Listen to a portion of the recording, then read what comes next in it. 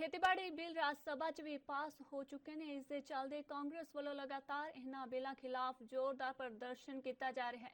ਇਸ ਨੂੰ ਲੈ ਕੇ ਸ਼੍ਰੀ ਫਤਿਹਗੜ੍ਹ ਸਾਹਿਬ ਦੇ ਬਸੀ ਪਠਾਣਾ 'ਚ ਵੀ ਪੰਜਾਬ ਪ੍ਰਦੇਸ਼ ਕਾਂਗਰਸ ਕਮੇਟੀ ਦੇ ਪ੍ਰਧਾਨ ਸੁਨੀਲ ਜਾਖੜ ਦੀ ਅਗਵਾਈ 'ਚ ਕੇਂਦਰ ਸਰਕਾਰ ਖਿਲਾਫ ਮੁਜ਼ਾਹਰਾ ਕੀਤਾ ਗਿਆ।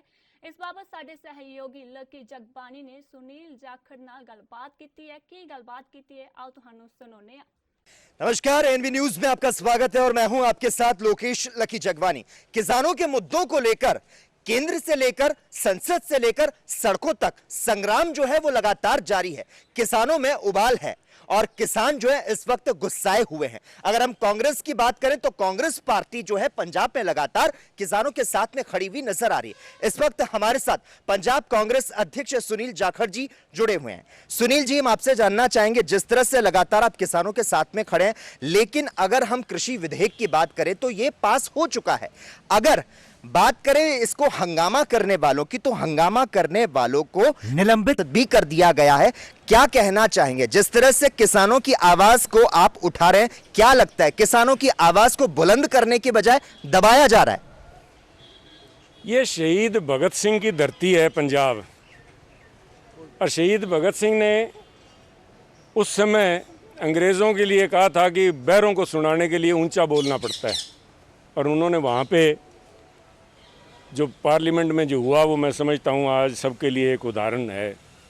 इस बैरी हुई सरकार के कान खोलने के लिए आप कह रहे हैं कि सरकार, किसान सारे देश में सड़कों पे उतरा हुआ है, हाहाकार मच रही है, परंतु शायद ये सत्ता के अहंकार में ये लोग अपने कानों में रुई डाल के किसान की अनदेखी कर रहे हैं।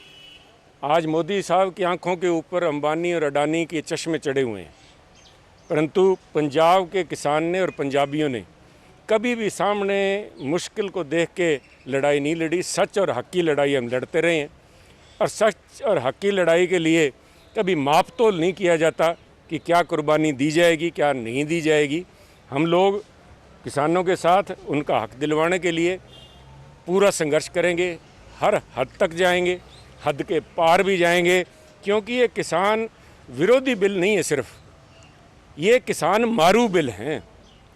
किसान ही नहीं रहेगा तो उसके बाद बचेगा क्या? ना हिंदुस्तान रहेगा, ना किसान रहेगा।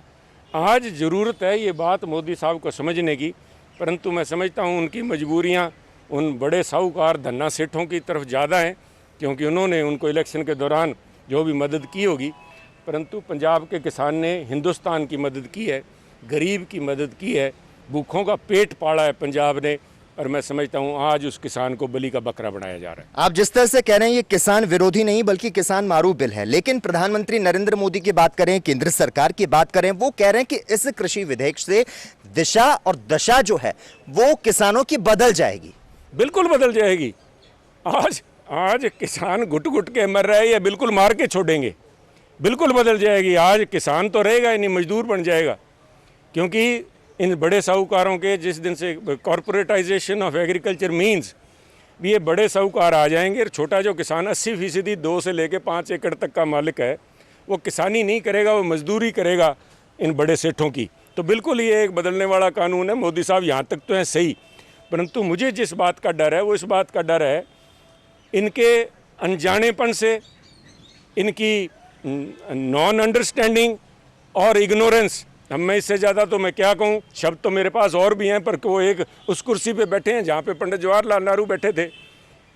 जब वो बार बार ये कहते हैं, मोदी साहब, प्रधानमंत्री भी, उनके कृषि मंत्री भी, और उनके कल डिफेंस मिनिस्टर साहब राजनाथ सिंह जी भी कह रहे थे कि हमने किसानों को आज़ादी दिला दी कि अब किसान कहीं भी अपनी फसल जाके बेच सकता है, उसको अब किसी किस्म की कोई बंदिश नहीं है। मैं पूछना चाहता हूँ कि जिस सरकार को ये नहीं पता कि किसान के ऊपर तो कभी भी कोई बंदिश नहीं थी, किसान अपनी फसल आज से, जब से आज़ादी मिली है उससे पहले से भी कहीं भी जाके बेच सकता है। अगर कोई बंदिश थी तो साहूकार के ऊपर थी कि वो जाके पहले अपने आप को मंडी में रजिस्टर कराए, और वहाँ पे मंडी में रजिस्ट्रेशन कराने के बाद किसान की फसल खरीद सकता है। अब जो आज़ादी की बात कर रहे हैं मोदी साहब, अब आज़ादी दी है उन्होंने धन्ना सेठों को, उन्होंने आज़ादी दी है अडानी और अंबानी को, किसान को लूटने की। क्योंकि ये जो बिल लेके आए हैं, इसका एक सबसे बड़ा प्रावधान जो आज बीजेपी के एजेंट बने हुए हैं, अकाली दल की लीडरशिप, सुखबीर जी या उनके जो पुराने फॉर्मर मिनिस्टर बीबा हरसिमरत जी, शायद उन्होंने पढ़ा नहीं या जानबूझ के अनजान बन रहे हैं। जो कानून उन्होंने बनाया है उसके अंदर ये लिखा हुआ है कि जो बाहर मंडियाँ बनेंगी एपीएमसी से बाहर, सरकारी मंडी से बाहर, उसके ऊपर सरकार का, सूबा सरकार का, पंजाब सरकार का कोई भी कंट्रोल नहीं होगा। ना कोई कानून सूबा सरकार का, ना कोई रेगुलेशन, ना कोई सुपरविजन, ना ही कोई मॉनिटरिंग, और उसको खुली छूट होगी कि किसान को लूटे या खुसूटे। लेकिन शिरोमणि अकाली दल का कहना है कि वो भी अन्नदाता के साथ में है। जिस तरह से सुखबीर सिंह बादल ने अपनी आवाज भी उठाई थी, उस पर क्या कहेंगे? देखिए, आदमी की ज़बान होती है, जब ज़बान बार बार फिरने लग जाए, ये दोगली ज़बान के लोग हैं जिन्होंने पंजाब को बदनाम किया है, पंजाबियत को बदनाम किया है। 3 महीने तक सुखबीर बादल जी ने बिना तनख्वाह के मोदी साहब का वकील बनकर इन काले कानून की वकालत की है। उन्होंने बार बार ऑल पार्टी मीटिंग में भी इस बात को कहा कि आप लोगों को गुमराह कर रहे हैं, ये बहुत अच्छे कानून मोदी साहब लेके आए हैं, किसान का भला होगा। परंतु किसानों का गुस्सा देखकर किसानों ने जब बैन कर दिया, वो एक गाना है ना इस गली के अंदर, नो एंट्री, जब किसानों ने कह दिया मोदी साहब नो एंट्री इनटू पंजाब, उसके बाद में सुखबीर जी की आंखें खुली, किसानों ने आंखें खोली हैं साहब, उनकी आंखें अपने आप नहीं खुली। तब चलते हुए उन्होंने पैंतरा बदला, और पैंतरा उन्होंने ऐसा बदला, उन्होंने चाल खेलने का प्रयास किया। पहला जब बिल रखा गया 15 तारीख को एसेंशियल कमोडिटीज़ एक्ट लोकसभा के अंदर, उस समय पे उन्होंने इस बात को सुनिश्चित किया कि बीबा हरसिमरत कौर उस समय लोकसभा में ना बैठे, और उन्होंने भी अपने भाषण में ना तो बीजेपी के खिलाफ कुछ बोला, ना मोदी साहब के खिलाफ बोला। उन्होंने इतना कहा कि इस बिल से बड़ी कंपनियां आ जाएंगी और उससे हो सकता है वो किसानों के हक में ना हो। उनका अभिप्राय था कि मैं किसानों को जाके बेवकूफ़ बना सकूं कि मैंने आपकी आवाज़ लोकसभा में रखी है, अपनी सरकार के होते हुए भी मैंने अपनी बात रखी है, और हरसिमरत कौर जी आपकी लड़ाई कैबिनेट में बैठ के लड़ेंगे। पर मोदी साहब हैं, उन्होंने शाम को ही इनको आगाह कर दिया कि या तो इस्तीफ़ा दे दो, नहीं मैं डिसमिस करूँगा।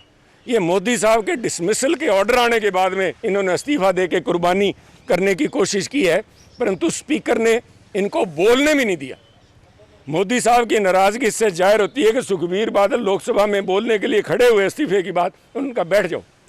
और ये मैं समझता हूँ, चाहे सुखबीर जी हमारे राजनीतिक विरोधी हैं, अकाली हमारी राजनीतिक विरोधी पार्टी है, परंतु स्पीकर का या मोदी सरकार का एक पंजाबी को, एक पंजाबी पार्टी, पंजाबियों की जो पार्टी है, उसके साथ इस तरह का दुर्व्यवहार करना, उसकी इस तरह से बेइज्जती करना, उन्होंने सुखबीर बादल का अपमान नहीं किया, पंजाबियों का अपमान किया है, पंजाब के किसान का अपमान किया है। और इसका कारण है सुखबीर बादल की दोगली नीति, क्योंकि मोदी साहब ने देख लिया कि इस किस्म के लोग जो उन किसानों के नहीं हो सके, जिन्होंने 5 दफ़ा इनको मुख्यमंत्री बनाया है, वो बीजेपी के क्या होंगे। और आज ये कोशिश कर रहे हैं, क्योंकि आप देखिए हरसिमरत कौर जी आज भी कह रही हैं कि ये जो जिसे सुखबीर बादल काड़ा कानून बता रहे हैं, हरसिमरत जी कह रही हैं कि किसानों के लिए बड़ा अच्छा कानून है। ये तो किसान ही नहीं समझ पा रहे कि ये कितना अच्छा कानून है। एक आखिरी सवाल जी, आने वाले वक्त की अगर मैं बात करूं तो राजधानी दिल्ली में कांग्रेस पार्टी किस तरह से हुंकार भरती हुई नजर आएगी, किस तरह से आंदोलन का रूप लिया जाएगा? सबसे पहले तो हम कोर्ट में चैलेंज कर रहे हैं, क्योंकि हमारे जो सूबे के अधिकार है उनके ऊपर डाका है। Agriculture is a state subject, केंद्र को कोई भी अधिकार नहीं है हमारे अधिकारों के अंदर दखल देने का। परंतु आज सारा संघीय ढांचा चरमरा चुका है। आपने देखा होगा कि कल हमारे यूथ कांग्रेस की रैली नेशनल हाईवे पर रोक दी गई। आप मुझे बताइए, क्या क्या किसी पंजाबी को अपने राष्ट्रीय राजधानी में जाने का अधिकार नहीं है? क्या ट्रैक्टर को हाईवे पर चलने का अधिकार नहीं है? किस बिना के ऊपर रोका गया? देखिए, बात करते हैं मोदी साहब कोऑपरेटिव फेडरलिज्म की, परंतु फेडरलिज्म की धज्जियाँ उड़ा के तानाशाही जो चल रहा है, इसका विरोध हर कीमत तक करेंगे। हम कानूनी लड़ाई सुप्रीम कोर्ट में इसको चैलेंज करने जा रहे हैं। हम सारे के सारे 80 एमएलए और मानयोग मुख्यमंत्री साहब दिल्ली जाके इसका प्रदर्शन कर रहे हैं। और उसके बाद यहाँ पे जो भी संघर्ष होगा, मुझे इस बात का भरोसा है कि जब तक कैप्टन अमरिंदर सिंह जी बैठे हैं, जिन्होंने SYL का जो सुप्रीम कोर्ट का ऑर्डर था उससे भी पंजाब के पानियों को बचाया, आगे भी इसका हल वही निकालेंगे। बिल्कुल, धन्यवाद। तो कांग्रेस प्रदेश अध्यक्ष सुनील जाखड़ जो अपनी पूरी राय देते हुए यहां पर नजर आए। शिरोमणि अकाली दल की बात करें तो उन पर भी यहां पर ये निशाना साधते नजर आए और आने वाले वक्त में क्या कुछ रणनीति इनकी रहने वाली है उस पर भी साफ तौर पर यह बातचीत करते यहां पर नजर आए। कैमरा पर्सन शशिपाल के साथ लकी जगवानी, ANB न्यूज।